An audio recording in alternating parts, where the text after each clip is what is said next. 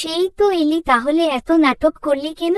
মাত্রই খাবারের লোকমা তোলার কথা ছিল মৃন্ময়ীর, অমনি কোথা থেকে তিতিক্ষা এসে খোঁচা মারা কথা বলল। মন মেজাজ খারাপ হলেও চুপ করে খাবারের লোকমা মুখে তুলে নিল। তিতিক্ষা অবাক হয় কিছুটা মৃন্ময়ীকে এত শান্ত দেখে। মৃন্ময়ী খাবারটুকু শেষ করে বলে, কুমিরকে ধাঙ্গায় তুলে দিয়ে বলছিলি ধাঙ্গায় তার সাথে বসে থাকতে। কথার অর্থ বুঝল না তিতিক্ষা, তাই জিজ্ঞেস করল, মানে? মৃন্ময়ী টিস্যু দিয়ে হাত মুছতে মুছতে হেয়ালি গলায় জিনিস করে। কুমিরকে? তিতিক্ষাও কথায় কথায় বলে, শ্রান্ত দা। তোর শ্রান্ত দা আমাকে থ্রেট দিয়ে নিয়ে এসেছে, আর তুই উনাকে আমার নম্বর দিয়েছিস কেন? আর আমার বাসাটা পর্যন্ত বলে দিলি। বল তোকে কি করা উচিত? জোরপূর্বক হাসল তিতিক্ষা, তারপর চোরা দৃষ্টি দিয়ে বলে, আচ্ছা শোন, তুই আমার লক্ষ্মী সোনা, এখন এখানে প্লিজ কিছু বলিস না, তাহলে মা আর মাসি আমার কিচ্ছু আস্ত রাখবে না। না রাখাই উচিত। তুই আমার থেকে অনুমতি নিয়েছিস, কিন্তু তোকে আজ বেশি সুন্দর লাগছে। একদম কথা ঘোরাবি না তিতি। তিতিক্ষাও ঠোঁট টেনে হেসে বলে, মিথ্যা না দোস্ত, তোকে আসলেই ভীষণ সুন্দর লাগছে। চুপ থাক। আচ্ছা চুপ রইলাম।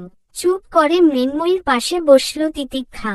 তারপর এদিক সেদিকে তাকিয়ে আবারও মিনমিন করে জিজ্ঞেস করে, শ্রান্ত দায়ের সাথে আসলি কি করে? রিকশায়। গা ছাড়া জবাব করে মৃন্ময়ী। তা শুনে অবাক গলায় তিতিক্ষা বলে, কিন্তু দাদার তো বাইক আছে। মৃন্ময়ী এবার তিতিক্ষা খুব কাছে এসে চিবিয়ে চিবিয়ে বলে, তাহলে তুই কি চাইছিলি ঠিক এভাবে আসি ওনার সাথে? আবারও থতমত খায় তিতিক্ষা। আজকে মৃন্ময়ী অদ্ভুত রকমের আচরণ করছে, তাই তিতিক্ষা ভীত গলায় প্রশ্ন করে, তুই ঠিক আছিস? সরে আরে মৃন্ময়ী তারপর গুনগুন করতে করতে বলে, হু, বাসায় যাব। তোর কুমির ডাকে বল আমায় বাসায় পৌঁছে দিতে। মুখ ভার করল তিতিক্ষা। তা দেখে মৃন্ময়ী আবারও থ্রেট দিয়ে বলে উঠে, আর একটা কথা বলবি, আমি আন্টিকে তোর সব কেলোর কীর্তি বলে যাব। এখন যা। মুখ লটকে তিতিক্ষাও বলে, আচ্ছা ঠিক আছে। রাতে শ্রান্ত মৃন্ময়ীকে সহিসালামতে ফিরিয়ে দিয়ে গেছে। মৃন্ময়ীও কোনো প্রতিক্রিয়া করেনি। তারপরের দিন ভাইবা হলে তাও খুব ভালো মতোই উতরে যায় মৃন্ময়ী। সে শুধু সৃষ্টিকর্তার নাম নিয়ে পরীক্ষাগুলো দিচ্ছে। আজকে শেষ পরীক্ষা। মৃন্ময়ী পরীক্ষা দিয়ে বের হতেই তিতিক্ষার সাথে দেখা হয়। আজকের শেষ পরীক্ষার দিনে অন্য হলে পড়েছে।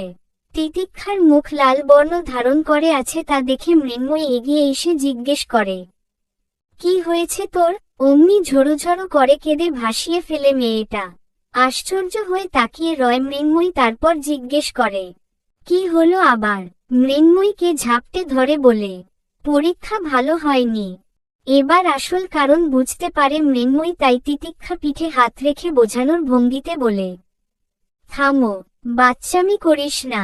এসব নিয়ে আবার কাঁদতে হয়? তিতিক্ষাও ঠোঁট উল্টে চোখ মুছে ছোট করে বলে, উহু, তাহলে কাঁদছিস কেন? ভয় পেয়েছিলাম। আচ্ছা শান্ত হ। ভার্সিটির ওই সাইডে যে পার্ক আছে যাবি? আমি তো বাসায় চলে যাব। কতদিন দেখা হবে না কে জানো। তিতিক্ষা অদ্ভুত চোখে তাকায়, তারপর বলে, ছুটি কেবল 8 দিন। জানি, তবুও বাড়ি যেতে হবে। তিতিক্ষা হতাশ শ্বাস ফেলল। মেয়েটা কেমন অদ্ভুত। হুটহাট কাজ করে, তবুও নিজেকে সামলে নিয়ে বলে, আচ্ছা চল। শান্ত ভাঙ্গিতে বসে বাদাম চিবুচ্ছে তিতিক্ষা। মৃন্ময়ী এদিক সেদিকে তাকাচ্ছে। কেমন যেন আজকে ভালো লাগছে না। বাড়ি চলে যাবে তাই নাকি অন্য কিছু কারণ খুঁজে পেল না মৃন্ময়ী। তিতিক্ষা বাদাম মুখে নিয়ে মৃন্ময়ীর মুখের ভাবাবয়ব দেখল, তারপর দারাজ গলায় বলল, কিরে মৃন্ময়ী, তোর কি হয়েছে? এমন লাগছে কেন তোকে? কি ভাবছিস? চমকে যায় মৃন্ময়ী। হতবাক গলায় মৃন্ময়ীর দিকে ফিরে তাকিয়ে জিজ্ঞেস করে, কি হয়েছে? কি ভাববো? মনে হচ্ছে তুই কিছু নিয়ে চিন্তিত। বল তো কি হয়েছে তোর? তিতিক্ষার গলায় সন্দেহের আঁচ রয়েছে। তিতিক্ষা একেবারে শিওর মৃন্ময়ী কিছু নিয়ে চিন্তিত, কিন্তু সে কথা লুকাচ্ছে। মৃন্ময়ী এলোমেলো দৃষ্টি নিয়ে আশেপাশে তাকিয়ে নিজেকে স্বাভাবিক করে বলে, কেন যেন ভালো লাগছে না। বাড়ি যেতেও ইচ্ছে করছে না। তাহলে থেকে যা। উহু, আমি না গেলে বাড়ি থেকে লোক এসে নিয়ে যাবে, তবুও বাড়িতে যেতেই হবে। এত নিয়ম কেন তোদের বাড়িতে? রক্ষণশীল পরিবার হলে অনেক বাধা ধরা নিয়ম থাকে তিতি, সেগুলো না চাইতেও মানতে হয়। ভীষণ বিষাদ লাগলো মৃন্ময়ীর কণ্ঠটা। তিতিক্ষা একটু থমকালো, তারপর জিজ্ঞেস করে, তা বুঝলাম, তবে তোর মা কে আমার কেমন যেন মনে হয়। মৃন্ময়ী চোখ তুলে তিতিক্ষার দিকে তাকালো, তারপর বোকা গলায় বলে, কেমন কেমন যেন। দীর্ঘশ্বাস ফেলল মৃন্ময়ী, তারপর ধীর গলায় বলে, আমাদের নানুবাড়ি আমাদের বাড়ি থেকেও বেশি বিত্তবান। মায়েরা ভাই বোনও অনেকগুলো। আব্বার সাথে আম্মার বিয়েটা মূলত প্রেমের বিয়ে, কিন্তু নানা না মেনে নেয় আম্মাকে বাজারের মাছ থেকে তুলে নিয়ে আব্বা বিয়ে করে। তাই প্রথমে নানা মেনে নেয়নি, তার কিছুদিন পর নানুর মেয়ে হয়। নাম রাখে তন্ময়ী, একক উদ্ধৃতি চিহ্ন। এতটুকু বলেই থামে মৃন্ময়ী। তিতিক্ষা অবাক চোখে তাকিয়ে থেকে বলে, বাবারে কি কাহিনী, আঙ্কেল তো দেখছি হিরো। মৃন্ময়ী মুচকি হাসল, তারপর আবারও বলতে শুরু করে, তন্ময়ী মনির যখন 4 তখন আমার জন্ম। তখন নানা বিগলিত হলো, আমায় দেখতে আসলো। মায়ের আর খালাম্মির নাম মিলিয়ে নাম রাখল মৃন্ময়ী। মুস্তাফিজটা আমার বাবার নামের টাইটেল। এই পর্যন্ত সব ঠিক। এ বাড়ি থেকে ও বাড়ি আসা যাওয়া সব ঠিকঠাক। আমি যখন 9-এ উঠলাম, তখন তন্ময়ী মনি ইউনিভার্সিটিতে। ঢোক গিলল মৃন্ময়ী, তারপর তিতিক্ষার দিকে তাকালো। তিতিক্ষা অবাক চোখে তাকিয়ে আছে, তারপর হতবাক কণ্ঠে বলে, সূর্য আর শ্রান্ত দা দের ব্যাচের? মৃন্ময়ী শক্ত ঢোক গিলল, তারপর মাথা নাড়িয়ে সম্মতি জানিয়ে বলে, হু। তিতিক্ষা অবাক গলায় জিজ্ঞেস করে, মাসি কোথায়, কোন ভার্সিটি? আমাদের ইউনিভার্সিটির। তিতিক্ষা উচ্ছ্বসিত গলায় বলে উঠল, ওয়াও, তাহলে তো ভালোই হলো। আমি তো জানতামই না। এখন পরিচয় করিয়ে দিস তো। কোন ডিপার্টমেন্টের মাসি? মজা হবে অনেক। আমার সিনিয়র ফ্রেন্ড বানাতে মজাই লাগে। শুষ্ক নির্জীব চোখে তাকালো মৃন্ময়ী, তারপর বলে, নেই। কি নেই? অবাক গলায় প্রশ্ন করে তিতিক্ষা, তাই মৃন্ময়ী শান্ত ও নির্বিকার চিত্তে জবাব করে, সে আর বেঁচে নেই। হতভম্ব হয়ে যায় তিতিক্ষা, তারপর বলে, মানে কি বলছিস তুই? বেঁচে নেই মানে? আমি বুঝতে পারছি না, বুঝিয়ে বল। লম্বা শ্বাস টানে মৃন্ময়ী, তারপর বলে, অতীত।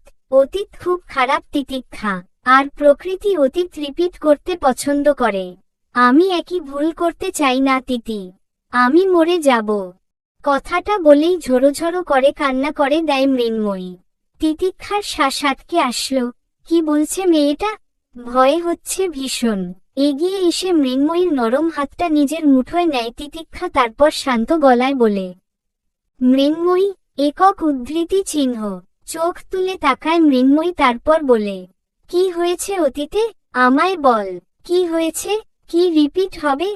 মৃন্ময়ী চোখ মুছল, তবে জল ভর্তি হয়ে যাচ্ছে তা। মৃন্ময়ী নাক টেনে আবারও বলে, তন্ময়ী খালা ভীষণ সুন্দরী ছিলেন। আমাদের গ্রামে তাকে দেখতে এই বাড়ি ও বাড়ি থেকে মানুষ আসত। তোর মতো ছিল তার গায়ের রং, সমুদ্র নীল চোখ, হাঁটু ছাড়িয়ে তার কালো রেশমি চুল। তাকে প্রথমে এক ঝলক দেখলে যে কেউ বলতে বাধ্য ছিল, এই মেয়ে মানুষ না, কোনো পরীর বাচ্চা। গ্রামে কেউ বেড়াতে আসলেও নানুবাড়ি ভিড় হতো খালাম্মিকে দেখতে। মুখে মুখে তন্ময়ী নাম উঠে যে তার নাম হলো পরী। জানিস, খালাম্মির থুতনিতে একটা কালো তিল ছিল। যেদিন মারা গেল ওই দিন ওই তিনটা কি যে জ্বলজ্বল করছিল। এর জন্য আমি আমার এই ঠোঁটের তিলকে ভীষণ ঘৃণা করি। যেদিন তন্ময়ী খালা মারা গেল খবর ছড়ালো, ওই দিনও বাড়িতে ভীষণ ভিড় হলো। আমায় একা রেখে আমার পরী চলে গেছে, তার ওপর রাগ হয় জানিস।